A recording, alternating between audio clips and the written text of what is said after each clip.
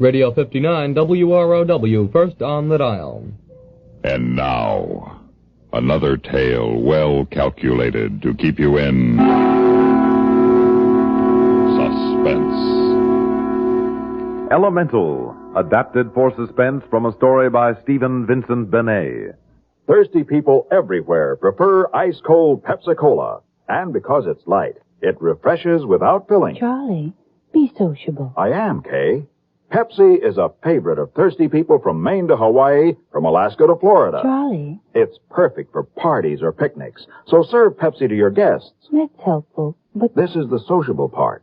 Keep plenty of Pepsi ice-cold and ready. Remember, it goes fast because everybody likes Pepsi. Singing still sounds more inviting.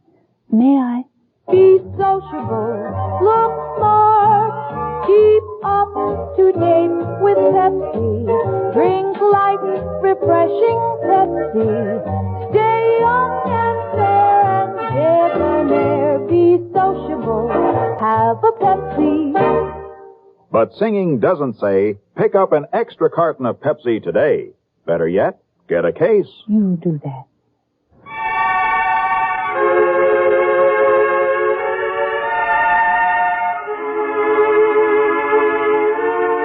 A young man, an assistant in history at Harvard University, sits across from his host at a little dinner for two in a big, ugly residence on Madison Avenue. And now the after-dinner talk has somehow drifted to elementals. I was speaking, Mr. Latimer, of the elementals of life itself. What rules this curious thing called human existence? What forces sway it most wholly and make it a pageant or tragedy, or only a gray succession of lackluster days? I'm afraid I haven't thought about that too much, Mr. Slake. An historian? Well, I don't suppose it can be helped these days. Would you care for more Abacchio? Or perhaps the Cocraf? No, thanks. Nothing more.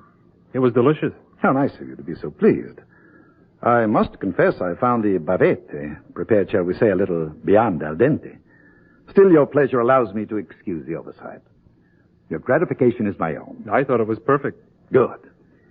The Abacchio, the little spring lamb, was actually less than 6 pounds on the hoof. Barely able to walk, I should say. 6 pounds? A little less. And all the way from Rome.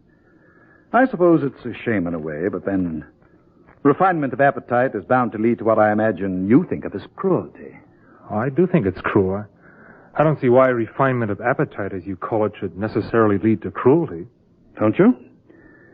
What do you say to a bit of pasticceria and an excellent marsala I stumbled on in Sicily? Impossible. Oh, that's too bad.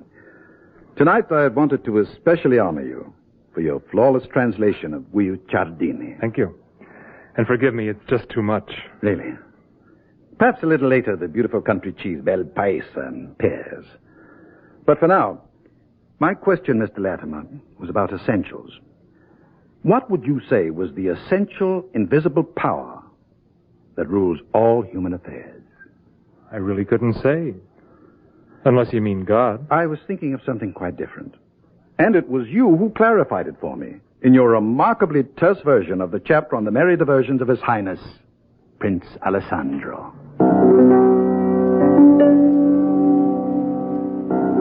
Prince Alessandro. Yes, I remembered His Highness very well. And I remember the agony of the translation, the endless searching for the exact word in each sentence of the chapter, describing the 15th century prince and his refined and exquisite delights. And then I heard Slake's voice again, soft and purring like a gigantic cat. I understand you're engaged to be married, Mr. Latimer. Yes, sir, I am. So you will forgive me if I presume that you're in love. You embarrass me. But I think you can presume that we both are. That is to say, I love Catherine and Catherine loves me. Ah, so. Catherine Vane, I believe? Yes, Catherine Vane. Would you say then that love was one of the powers that guide the destiny of men? Yes, I would. Wouldn't you? On the contrary. I venture to say that love is the most fragile of things, always evanescent, disappearing. Much too delicate to last. And yet love has been known to build empires. Romantic nonsense. Hate and fear and hunger have created empires. They always will. There are only 3 prime movers in this vagrant piece of oddity we please to call the human soul. I don't believe you. I see. Do you think love can hold out against fear? Yes. And love can stand against hate? Yes. Now, do you think love can survive hunger? Yes, I most certainly do. Very well, then. Let's get back to Alessandro and the two lovers whose devotion was a proverb in his court. They were willing to undergo anything in life or death for each other. Alessandro was a madman. Perhaps. In any case, he suggested, as you remember, a test of this immortal emotion. A very simple test. Hardly simple. His Highness was well known for his cruel and sensitive torture. But only with reason. And in this case, a reward was offered if they withstood the ordeal. And it was liberal enough. A dukedom for the man, a permanent revenue for them both, and titles of honor for each. But the penalty, Mr. Slade... Why, death, of course. Why not? Carried out by one of Alessandro's curious methods of making people die. True. But even so, Guicciardini says the lovers were genuinely delighted to accept the test. They embraced it, he said, as if they were to dance together at feast day, with great nobleness and joy of heart. But as you know, the test, unfortunately, was an elemental one. Hunger. Hunger for 10 days. That's all, Mr. Latimer. Yes, but in separate cubicles with no knowledge of time. An inconvenience, perhaps, but not an indecency. Having to stare at each other through a glass partition, but unable to speak. Yes, wasn't that a pretty idea? And on the 10th day, the partition removed and one small piece of bread thrown into them. It wasn't a fair test. By no means a fair test. Giving them food and then making them wait a half hour before touching it. And yet if this elemental love of theirs had been greater than elemental hunger for 1/2 hour, they both would have had their heart's desire forever. But it was the means, the dragging out of starvation. It was hunger. The elemental. Guicciardini says it was difficult at first for the men who were to take them to execution to separate them. They had torn and entwined their way into such a deadly knot in their death grapple for that one small piece of bread. They acted as any two people would have acted. Any two would have been the same. Any two would not. They failed because their love wasn't big enough, certainly. But, well, some people would have been big enough. Some loves would. Some people would have been big enough, you say. I wonder. I very much wonder, Mr. Latimer, just what people you mean. Oh, dozens. Most people, or half of them at any rate, even now. Mr. Latimer, would you? Would I be willing to undergo Alessandro's test? To prove what? That love was durable? That man was not ridden and spurred by fear and hate and hunger alone? Surely Slake in his comfortable boredom was playing hypothetical games, and he had dragged me back 4 centuries to play with him. Well, Mr. Latimer, does it frighten you? Or would you be willing to wager your future professorship, say on your and one woman's ability to withstand Alessandro's test? Are you absolutely sure of yourself and the lady in question? This strikes me as an elaborate joke, Mr. Slake, but of course I'm sure. Very well, then. Suppose we try it. What? Oh, Mr. Slake, the premise is preposterous. As to the stakes, I could hardly ask you to put up your lives in forfeit, things being what they are. But a written promise from you that you would give up your present career forever and enter any business I wished you to, at a salary entirely at my discretion. That would be quite sufficient in case either one of you failed. You can't be serious, Mr. Slake. The idea would be fantastic if it weren't so insolent. Should the test be withstood successfully, and I should not require more than 20 minutes' duration for the final bread to stay in your common cubicle, a check for $20,000 to be delivered to you the same day. $20,000. It meant that Catherine and I could marry at once instead of waiting another year. It meant leisure for research. It meant a home and children. It meant security. Everything that Catherine and I wanted most in life.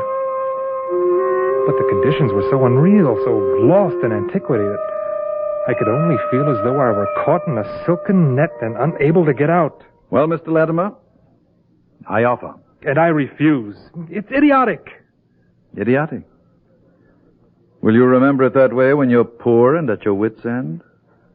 Or will you remember that you might have had $20,000 for the asking in exchange for a little courage? I don't know. But I'll be frank with you, Mr. Slake. If you'd made your incredible offer to me alone, I'd have jumped at it. But as it is... Of course, the young lady, Miss Vane, would be unable to bear it. What are you doing? Nothing, Mr. Latimer, nothing. Merely a notation. You see, I have a whim, since you are so obdurate. I should like very much to find out what Miss Catherine Vane will say to this trifling experiment of mine.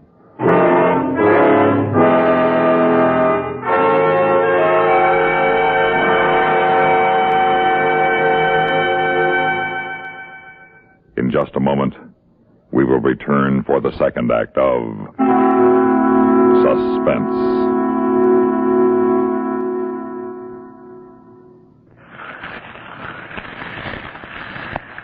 You know, folks, a good, thick, barbecued steak on your table is the finest compliment you can pay your guests. That's why when you've got the best meat there is, it's important to get the best flavor out of it. May I recommend using French's Worcestershire in your barbecue sauce?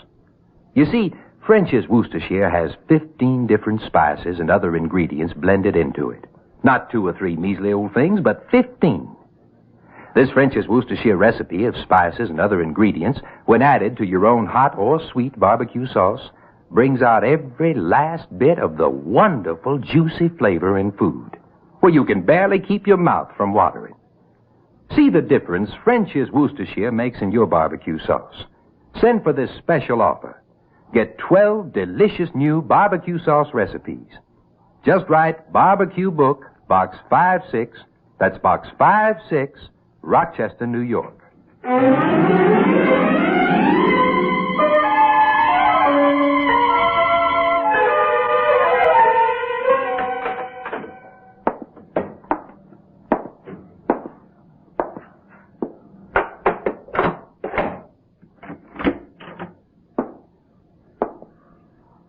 Good evening, Mr. Latimer.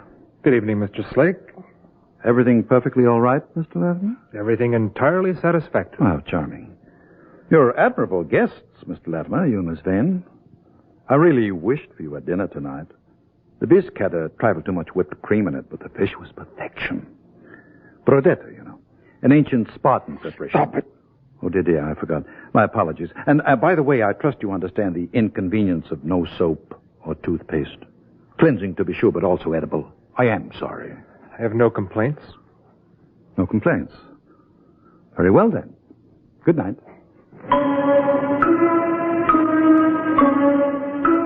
The door closed on the ruddy color of Slake's superbly well-fed face. And I turned away to look at the little white dints my teeth had made in the flesh of my wrist. I forced my eyes up and away from those pale hunger markings. Away and around the walls of the neat, luxuriously decorated box of a room I had come to know completely by heart. How long had it been? Slake visited us twice a day. And how many times had he come already? 8, I think. Yes, I can still remember that much. 8. That would be 4 days. What a short time. And how long ago it seems that the contracts were drawn. As you see, my dears, a miniature apartment on the 3rd floor. 7 rooms in all, and all soundproofed. I use it whenever a problem chances to come up that I wish to think over entirely undisturbed. We could carry out our little experiment here in perfect peace. Catherine, you understand this is simply a cruel and useless charade. It's insane, and I refuse. $20,000 for 1 week's lack of occupation. Yes, Mr. Slake, if we win. And, of course, you will. In consideration of the fact that neither of you, in all probability, possesses a Renaissance physique, I would be willing to shorten the time to 7 days. But what in the world is there in it for you? Amusement. In the old days, they had gladiatorial games, and that was as it should be. You see, I agree with Juvenal the Roman, who said that the only needs in life are bread and circuses. And this is my circus. You may have the bread, if you can wait for it. The answer is no. Oh, Sherry, darling, just think now. It's everything we want, Sherry. Everything now. And it's ours if we only have the courage to take it. Of course, Mr. Latimer, if you have doubts, I would be willing, if necessary, to carry out the experiment with Miss Vane alone. The conditions might have to be altered somewhat, but the terms would be the same. Oh, yes, Sherry, yes. I'd rather have it that way, really I would. Then there would only be one of us, but it would be for both. The first day wasn't bad at all. After all, two ordinary human beings, physically fit enough, not weaklings. The Slake had given us Bibles and other religious works. It seemed ridiculous to think we couldn't hold out 7 days without food. But the second day was worse in a way than the fourth. The pain had been sharper then, and toward the end of the day, the giddiness was bad. It made your body feel light all over like a cork, and with it the fierce and intermittent spurts of pain as if it were filled with burning air. And then as time went by, my sense of time went with it. There was only pain now. Terrible, terrible pain. Pain that was as much a part of me as my ticking heart. And then Slate came again. How many times he had visited, I no longer knew. Still no complaints, Mr. Latimer? Still no complaint. I'm sorry to have taken away your books, but the teeth marks and the leather binding of the Hindu book gave me no other choice. I'm sure you understand. I understand. And after all, it's a mere question of hours, shall we say? Hours? Hours? Or shall we say days? Days? Is it days? I'm afraid you'll have to puzzle that out for yourself, Mr. Latimer.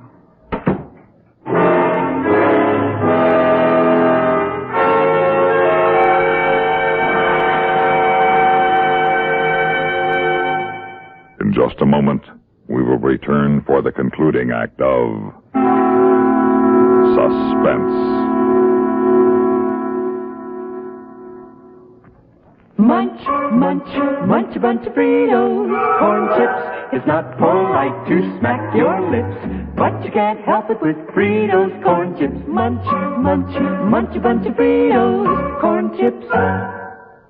That's right, Fritos corn chips. So crisp and light, there's contentment in every munch. Serve them at outdoor parties, as snacks, or with dips. Fritos corn chips are so good with cold drinks, everyone will want to munch a bunch. Fritos have a flavor no other kind of chip can match. Munch, munch, munch a bunch of Fritos, corn chips. Fritos are golden chips of corn just made to munch. Keep Fritos corn chips on hand for the perfect warm weather between meal treat. Serve them with sandwiches, salads. Fritos corn chips are full of good, crisp, refreshing flavor. Fritos, Fritos corn chips. Munch, munch, munch a bunch of Fritos, corn chips.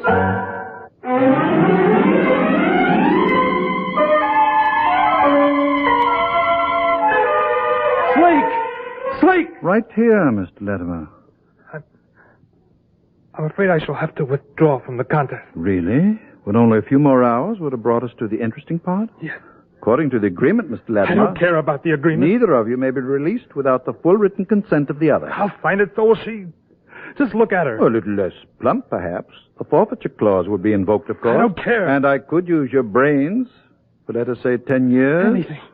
She can't walk anymore. She can't move, don't you see? You know, Mr. Latimer, the favorite Roman breakfast was bread dipped in wine. Get her to sign. Don't touch me, Mr. Latimer. Don't touch me. Please, please. What an exhibition of temper. What a pitiful exhibition. I'll see what the young lady has to say.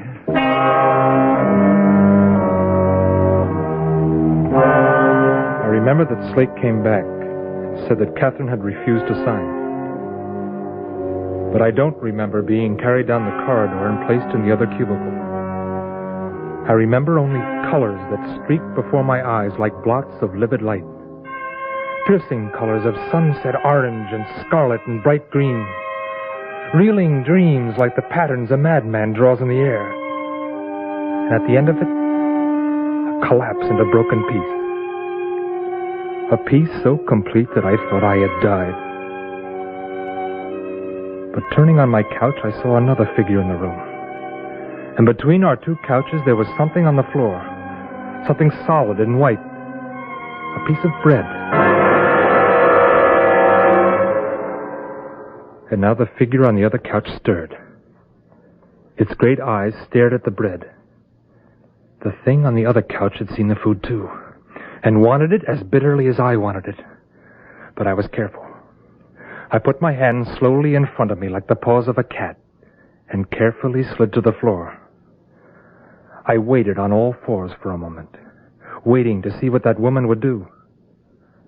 But she didn't get down from the couch to fight me for the food. She wasn't able. She could only lie there and stare at it with hopeless eyes. Who was that strange, gaunt woman who didn't move to take the bread from me? I reached out slowly, very slowly, and I touched the bread. Its surface was rough and pleasant, exquisite. Good bread, and it was mine. In a minute, I'd feel that first sweet taste of it on my tongue. But there was something wrong, and I couldn't think of what it was. And so I brought the bread carefully to my mouth. Not a crumb would be lost.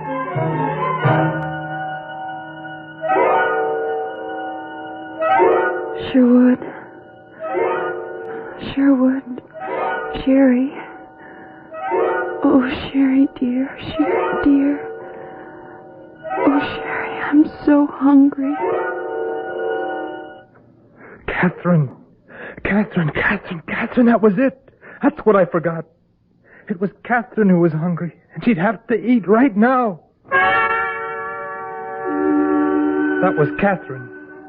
That lean image of fever on the couch was Catherine, and she was hungry. I began the immense journey across the floor to the other couch. Catherine was hungry, so she must be fed. Dear Sherry. Darling Catherine. Here, darling. Bread. Eat it. No, you're first, dear. You're hungrier. No, dear. No. Oh, Sherry, you got the bread. Yes. We've got to wait. If you can. I'll try.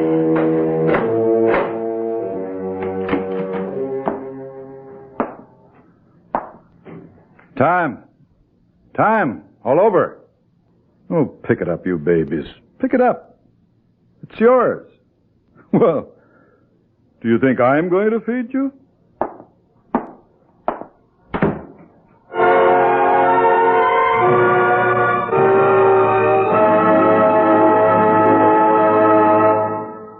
Suspense.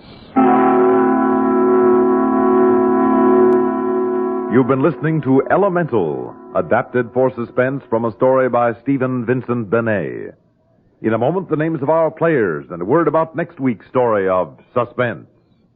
Hi, this is Dennis James. Say, remember way back when this melody was popular?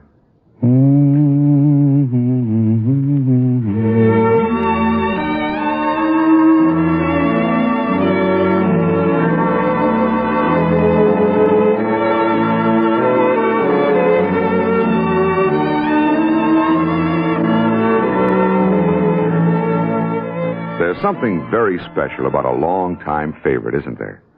Well, folks feel the same way about one of Kellogg's favorites, Kellogg's All Bran. Going on 41 years now, it's been America's most popular good food way to fight irregularity from lack of bulk. Because it's whole bran, Kellogg's All Bran gentles away irregularity safely and reliably. And because it's deep toasted for extra crispness, it never gets mushy in milk. There's only one All Bran, Kellogg's All Bran. That's ALL-BRAN. Kellogg's All Bran.